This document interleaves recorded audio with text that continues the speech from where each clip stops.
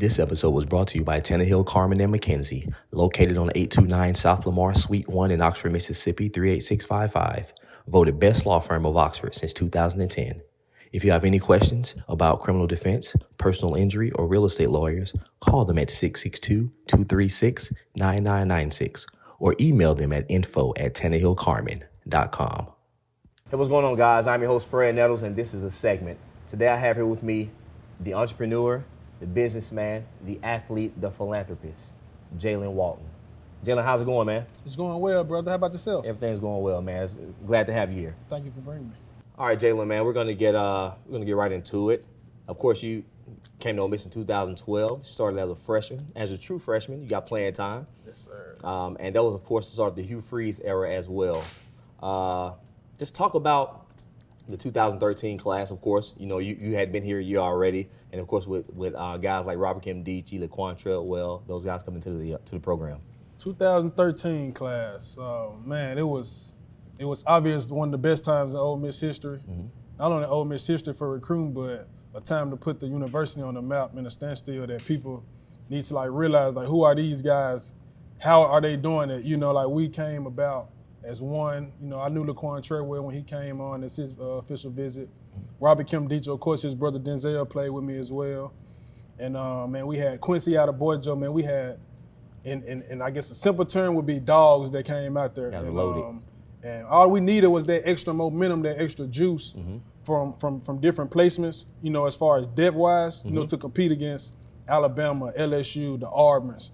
And, I mean, if you look back on those times, I mean, we did it. The formula was recruiting. The best job to have in NCAA sports is to recruit. That's how you win championships. That's how you get kids into school. That's how you get kids to build a legacy of their own at whatever university they go to. So that was a great time in Ole Miss history. We all allowed ourselves to not get too, overcompensated with the talent that we had, but it built a real culture of competitiveness and a winning culture, and that's why we did some great things. How we did it. All right, and fast forward, of course, to 2014. Just those guys' second year here, at Ole Miss, and it's your junior year. Right, my junior. And you guys were hosting Alabama, 2014. Knocked off the number one team in the country. First time in how many years? Man, it's the first time since I've been there. Yeah. So I mean, that's I'm used to winning. So I mean, I haven't beat Alabama until 2014. Right. That was 2 years later. You know. So and not only did you guys beat them, you had the go ahead touchdown grab. Right, indeed. Well, yes, sir. Less than 3 minutes left on the clock. It was a 10-yard swing right out the backfield. Just talk about the development of that play and what was going through your mind when they called the play. Well, that's the best thing about having great coaches. They come up with great ideas at the perfect moment. And that wasn't a play that we already ran. It wasn't pre-rehearsed, or it wasn't nothing that we, practiced on our schedule, or it wasn't nothing that we did in red ball, which is our day-to-day process leading up to the game. This was a play that was designed the day of the game. Right. Literally that morning, Coach Freeze, he huddled us up. He said, man, I got this one play I want to run. And we always throw screens to Laquon Treadwell. Right. Pretty much every game that we played, Laquon Treadwell is catching the same screen. And Alabama being an aggressive team, and they always playing the man coverage. Picking up on reads. Exactly. So Coach Freeze called this play, which is called our bubble pump, where the running back goes out on a wheel route. But before the wheel, he acts like he's going to block for Laquon Treadwell on the bubble. Right. So instead, I went to engage on acting like I was going to block, and I just kind of slipped right by him. And from there, it was a mismatch. From there, it was Bo make a good throw. Who was on you at that point? Who was on me at that point was a corner? Was it a corner? No, it was a safety. Actually. And it was Was it Eddie Jackson? No, it was Landry Collins. Okay. I think I'm saying his first name right. He played for the Giants. For the Giants. Yeah. You're right. First round pick out of Alabama as well. Good player too. He was he was a legit ball player, and man, he put me one-on-one with him, matched up well. Bo didn't throw the perfect pass. Right. But I mean, the pass, I tell people if it's anywhere in my vicinity, anywhere in my wingspan, right, I'm catching the ball. It's gonna be a touchdown. Just, rely on Jaylen Walton. He can get it done every time. Oh, wow. Of course, the fans went crazy that game. That was when, of course, the legendary photo of the goalpost being torn down and taken to the square. And of course, that same season, you guys ended up going to the Chick-fil-A Bowl. Right. And fast forward, of course, to the 2015 season, expectations were really high with the Ole Miss program, and you guys, of course, again, back to back, knocked off Alabama in Tuscaloosa. Back to back, baby. Just talk about that experience going in with over 100,000 screaming fans and dominating the game. Man, Alabama is one hostile, crazy, wicked place to play in. You know what I mean? 100,000 fans, sold out game. Like, people already knew the hype of it. You know, people knew the dilemma. People knew the post traumatic, you know, stress that we got, that the fans got. Right. You know, and also of them losing to you guys the previous year. Exactly. Right. You know, that's what made it that much more intense, you know, leading up to the game. And for us, we already beat Alabama. You know, we already did it. We witnessed greatness. You know, all of us got, well, I don't know about all of us, but I got a piece of the goalpost. So the memory that I had. Currently, yes, sir, currently. Okay. So the memory that I had from that game previous to the second time we went around to play Alabama, it was all a no-brainer. Our confidence was at an all-time high. Our coach's confidence was at an all-time high. And honestly, you can say the program was too.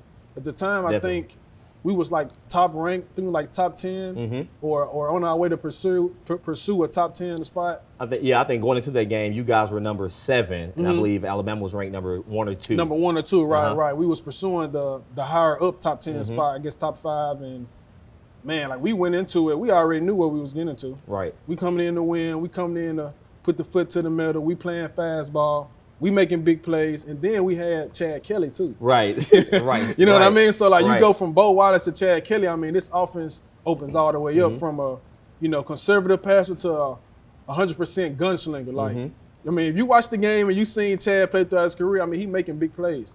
And he taking risks. Speaking of making big plays, there's this one play where the snap was high over Chad's head. He threw the ball and basically threw the ball and turned his back, and the ball tipped out of Laquon's hand, which was triple team. He was triple team, and landed in Quincy Adebayo's hands, and he ran it for a touchdown. Talk about where were you on that play, and what was your reaction when you saw it happen? I don't know exactly where I was on that play, but, you know, just seeing Chad fumble the snap and throw a Hail Mary pray ball, and it landed in our hand for an 80, 90-yard touchdown, which is a big play. We get them all the time, but not in that fashion. I mean, it's the typical Chad Kelly. You know, it's the typical Ole Miss. You know, we strive. You know, we pray, we prepare, and, you know, the prayer was answered, the preparation was called, and we just executed. The ball just fell our way.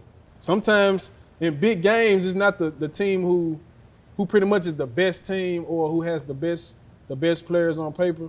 It's all about, you know, which team better prepares and which team balls just go in their way sometimes, and it was our favor. Right, and I'm glad you said that. And speaking of course, being prepared at all times and week to week, right after the Alabama game, of course, you guys traveled to Florida, and you guys lost, and you lost that game. What was your thought process? Of course, because I know you guys were on an extreme high after the Alabama win, back-to-back seasons. What were your thought process like going into Gainesville after beating Alabama? You personally? Me personally, Yeah. I was hurt. I was banged up real bad. I had a sprained right ankle. I mean, I got it.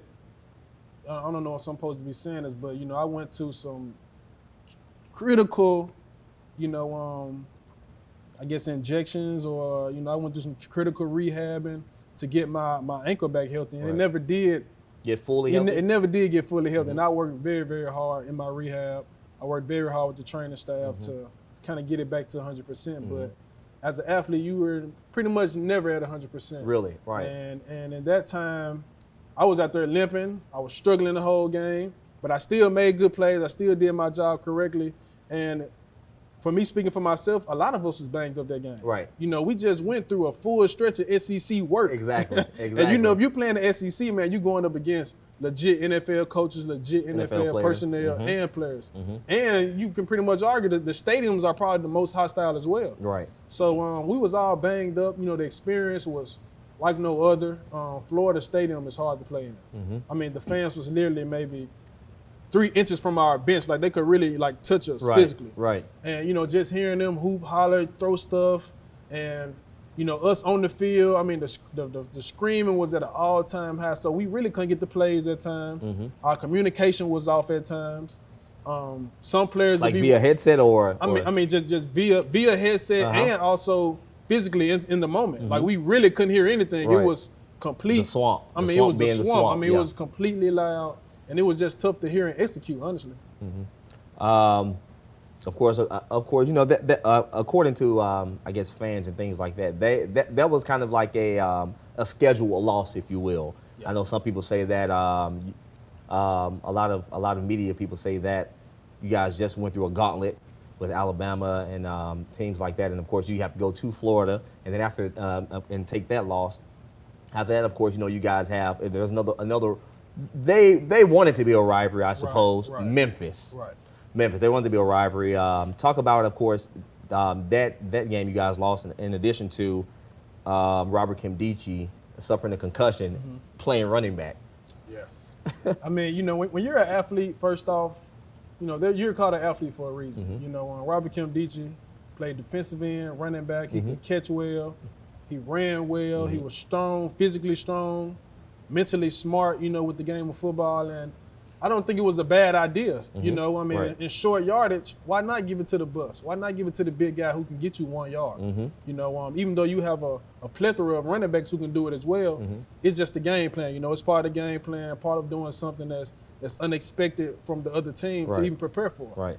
So, you know, in that instance, going into the Memphis game, we was beat up still. You know, I just told you, like, when we played Florida, man, the whole team was in rehab. The whole team was in the training staff. And not to make an excuse for it at all, but we went into Memphis kind of like, okay, this is going to be an easy win. Let's go ahead, put up some big plays. Let's try to get the starters out by halftime. And so you guys had the thought process of it was, are you going to go? The players did. Right, yeah, the players did. I mean, right. It's Memphis. To them, this is their rival. This is their biggest game. To us, it's the next team on the schedule. Right. This is an SEC competition, so we already chalking it up as an automatically dub, you know, and man, we went out there, we did well for the first quarter and a half. You know, I think we was up maybe like by two scores and a half. Right. And we came out with trick plays. We scored on trick plays. We got big plays. Defense played well. And just for some reason, the second half, man, it was just the momentum went dead and Memphis went completely skyrise. I mean, these people was catching balls 2 feet in bounds, back shoulder. I think Paxton Lynch at the time was the quarterback, I believe. I mean, he dropping dimes like this is like a whole new player coming in the second half from what we prepared for. And it's something, you know, being that great and you go out with a bang in the first half and completely get steamrolled in the second.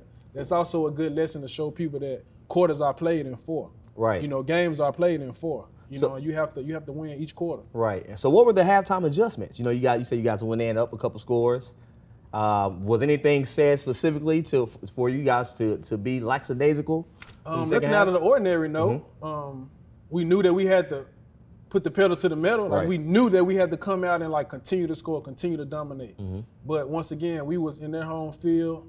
Their emotions, you know, their home stadium, everybody got involved just on the perfect accord to where it was enough to land the L against Ole Miss. Right. And even after that, there wasn't even a horrible loss. That wasn't even the worst loss, for instance, for that season. This play is called, of course, Arkansas. I already know where you're going. The lateral. Yep, the little whoop-dee, the lateral, whatever it was. Yep. It was fourth down, right? Man, it was like 4th and 20. 4th and 26. Yeah, it was long, man. It was impossible for this play to happen. Yes. It was 4th and 26, of course. You were on the sidelines at this time. Defense was on the field. I don't know, man. Just walk me through your thought process when you saw I forgot the running back's name for Arkansas. Alex Collins. Alex Collins, yeah, exactly. Guy, Alex Collins from Florida. Just walk me through your thought process on the sideline, just watching the flick. I know the tight end flipped it back. Hunter Henry was the tight end. Yeah, Hunter exactly. Henry. I think he plays for San Diego. For the Chargers, for the LA Chargers right now. And this play is 4th and 26. This is the game. Right. I mean, and if you watch this game, I'm pretty sure you did, and people kept up with this game was a shootout going back and forth. Right. Like, it's probably one of the most exciting games I played in because, I mean, you talking about intense, you talking about high-flying offense. And you guys are fighting for a playoff spot. And we fighting for the playoff First berth. year of the yes, the college football playoff. Indeed, and we controlled our own destiny too. You haven't thought about that. We only lost to Florida. Right, which is in the East, which is in the SEC exactly. East. You know, right. we only lost to Florida, Right. and we had our own destiny in our hand. And, you know, 4th and 18 plus 4th and 20, not sure the exact number.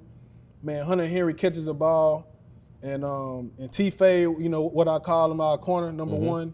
He wrapped. I mean, he had the man in his hands. You know, he wrapped him up, and this guy just by the grace of God, because that's the only person who was on their side. Right. The only person that was on their side. People was praying for them that night, and you know, he threw the ball back an extra 15 yards. So if you go from 4th and 18 plus, you know, another 4th and 15 40, yards. I mean, you 43. looking at an impossible first down. You have to convert. You can't get 15 yards and you going on to the next play. Right. This game is over.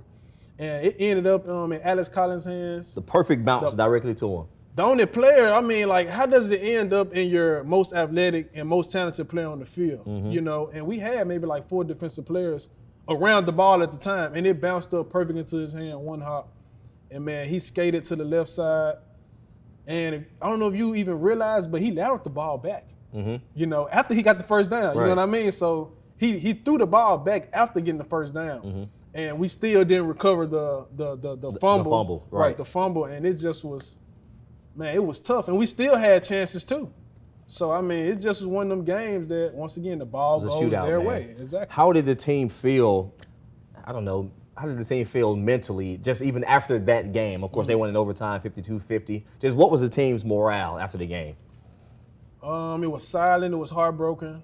You know, almost, you know, equivalent to, you know, losing your loved one maybe, or almost equivalent to losing that girl that you really loved. You Right. know, not sure exactly what I can try to put on the same level as that emotion, but I mean, it was tough. It was hard to swallow because we did everything right up until one play. Right. And that play was an impossible play to even convert to begin with. So the odds were stacked heavily on Ole Miss to win that game due to the circumstance, you Right. know, and they ended up, you know, just pulling it out, man. That's the best thing about sports. You got to keep watching it to the end. You got to keep playing. Right. And, man, switching gears, of course, you are an entrepreneur, businessman, athlete, just all of the above. That's even more so helping to coin the phrase with uninterrupted more than an athlete.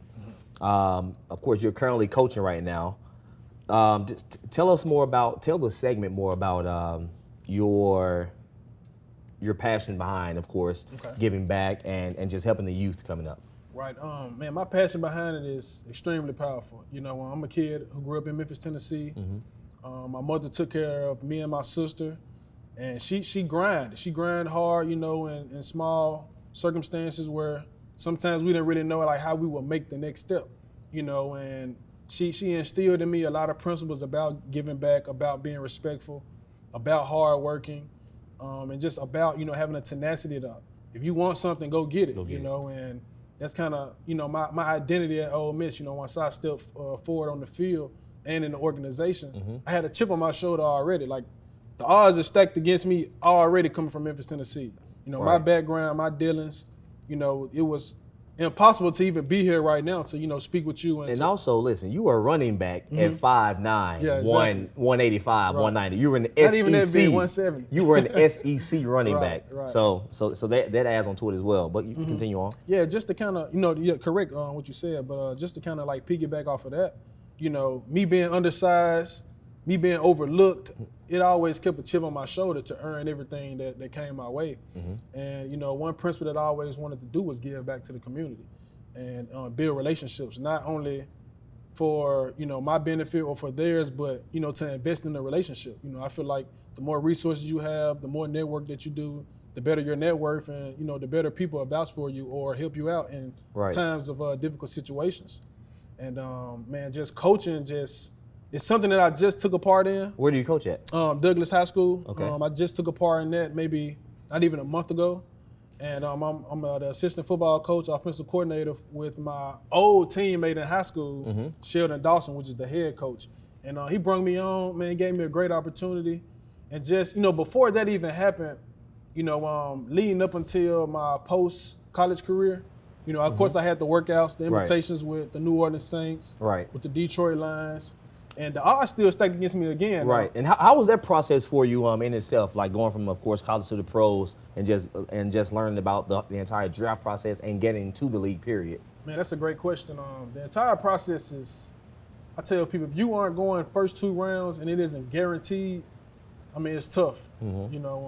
I had a lot of emotion built up because I didn't get my name called on draft night.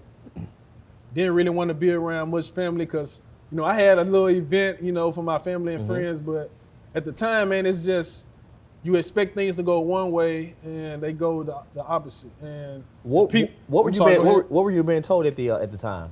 Well, at the time, I went through the process with my agent Hernandez, and I got a phone call from 2 teams, the Browns and the Raiders, the night before the draft even started. Right. And was like, hey, man, just the number we wanted to contact you at, keep your phone on, stand by, this is Coach such and such. We're looking to try to grab you in the day 3, early, late, but just, keep our number down and we're going to, see what we can do. And I was hopeful. Right. I was like, all right, cool. They gave me a phone call, like, cool, I'm good. I just got to keep my faith and just stay focused. And that phone call never came.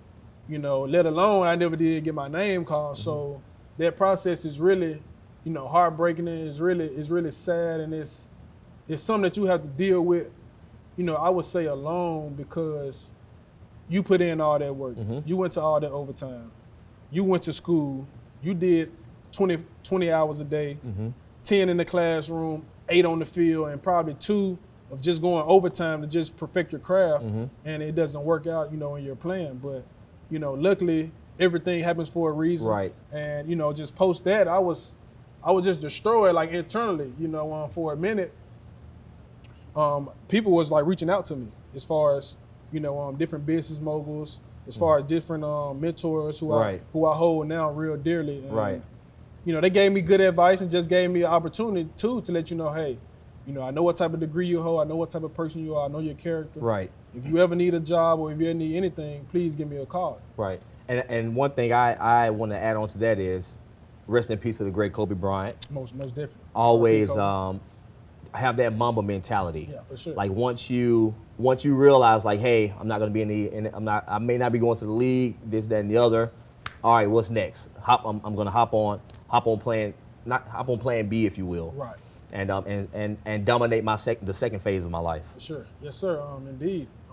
And for me, it wasn't no plan B. I didn't even have one, honestly. Right. Because all I knew was football. That was the only thing that I fell in love with, the only thing that I wanted to do for my life. And, my plan B went into my relationships that I built. And that was in college. I got a good friend named Cole McCall, where immediately after, the NFL didn't work out, we started to, like, do different investments. And, I invested into cryptocurrency. This was in 2016 the end of 2015, before people even knew about crypto. Right.